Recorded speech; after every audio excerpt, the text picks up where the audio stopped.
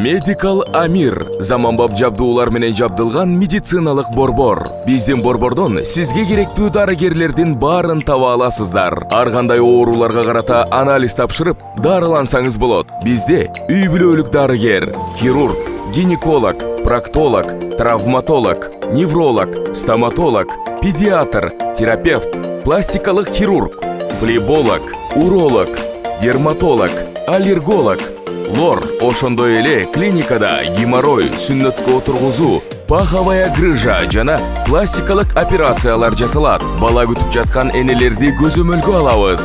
Бүт ооруларга жана кош бойлуулук боюнча УЗИ өтө аласыздар. Биздин дарек метро Мариино, Новочеркасский бульвар 51. Метродон болгону 2 минуталык жол. Байланыш телефондору +7 905 752 42 84. +7 967 108 40 84. Ооруга асыл мекендеш. Легалдуу эмес мигранттарга үйлөнүүгө тыюу салынат. Легалдуу эмес мигранттарга үйлөнүүгө, акча которгонго, машина айдоого тыюу салынат. Nazar News маалыматтык порталынын билдиргенине караганда, Орусиянын ички иштер министринде сунуш кылып жаткан жаңы мыйзамда легалдуу эмес мигранттарга ушундай чара колдонулганы турат. Азыркы күндө Орусияда 6,4 миллион чет элдик жарандар бар экендиги айтылат. Алдыңкы саптарда Кыргызстан, Өзбекстан жана Тажикстан бар. Маалымат булагы Nazar News.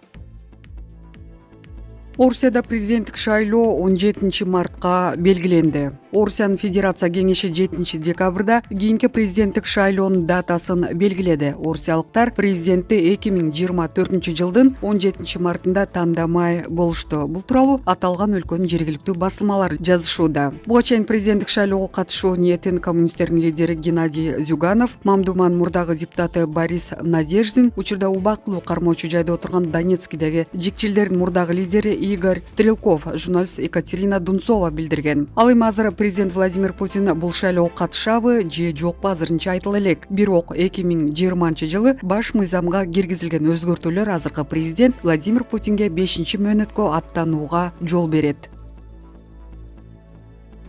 Казакстанда сос сигналын басып, андан кийин дайынсыз жоголгон кишинин сөөгү табылды. Коңшу Казакстан Алматы шаарында 29 ноябрда дайынсыз жоголгон 34 жаштагы жарандын жансыз денеси табылды. Бул тууралуу Казакстандын жергиликтүү басылмалары жазышты. Маалыматка ылайык атайын түзүлгөн издөө тобу тез арада анын кыймыл жолун аныкташкан. Анда ал таксимен Талгар шаарына келгени аныкталган. Бүгүн 7 декабрда саат 11:00 полиция кызматкерлери аялына телефондон сос сигнал берген жерден 1,5 чакырым алыстыкта жайгашкан суудан дайынсыз болгон адамдын жансыз денеси табылды деп айтылат маалыматта. Анын өлүмүнүн так себебин аныктоо үчүн соттук медициналык экспертиза дайындалды. Учурда башка жагдайлар такталууда. Эскерте кетсек, буга чейин 34 жаштагы аял күйөөсү 29 ноябрдан 30 ноябрга караган түнү табышмактуу жагдайда жоголуп кеткенин билдирген. Ал 1 декабрь күнү уюлдук телефондон аялына сос сигналын баскан бойдон дайынсыз жоголгон.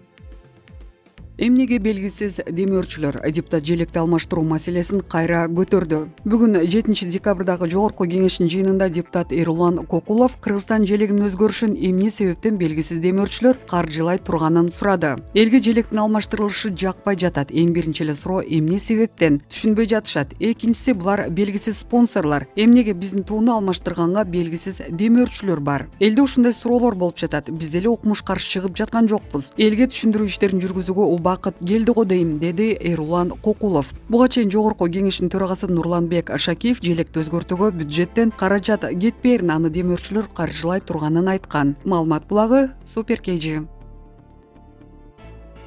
Орусияда окуучу кыздын классташтарына ок чыгарышы окуя болгон жерден видео тарады. Орусиянын тергөө комитети атышуу болгон Брянск шаарындагы номер 5-мектептин классынан видеону жарыялады. Буга чейин облустук бийлик атышуудан 2 өспүрүм каза болуп, 5 өспүрүм жаракат алганын тастыктаган. Жабырлануучулар ооруканада орточо оор абалда жатат. 14 жаштагы 8-класстын окуучусу мурда аныкталгандай, атасынын тапанчасын мектепке алып келип, андан классташтарына ок чыгарган. Жарыяланган видеодо көрүнгөндөй, класс класстын ичинде тергөө амалдары жүргүзүлүүдө. Тартип сакчылары кол кап кийип, баарын майда чүйдөсүнө чейин жаздырып жатышканы көрүнөт. Класстагы парта отургучтар негизинен баштапкы ордунда, айрымдары гана ордунан жылган. Окуу китептери жана дептерлери ачык болгон. Демек, ок атуу учурунда класста сабак болуп жаткан. Маалымат булагы Суперкейджи. Владимир Путин учагы Абу-Дабиге чейин истребительдер коштоп барды. Кечээ 6 декабрда Орусиянын президенти Владимир Путин Бириккен Араб Эмираттарына иш сапары менен барды. Абу-Дабиге конгонго чейин Путиндин учагын 4 Су-35С истребительдер коштоп барышкан. Бул тууралуу Интерфакс жазды. Аталган истребительдер ар кандай класстагы стандарттуу курал-жарактарды алып жүрүшкөн. Су-35С истребительдери Орусиянын аэродромунан оор аба ырайында шартында учуп чыккан. Истребительдерди биринчи класстагы учкучтар башкарып барды деген Орусия президентинин басма сөз катчысы Дмитрий Песков. Истребительдердин учуусу үчүн учуу маршрутундагы мамлекеттерден атайын уруксат алынган. Алар кайсы мамлекеттер экени айтылган жок. Биз бул мамлекеттерге кызматташуусу үчүн ыраазычылык билдиребиз деген Песков. Маалымат булагы Суперкейджи.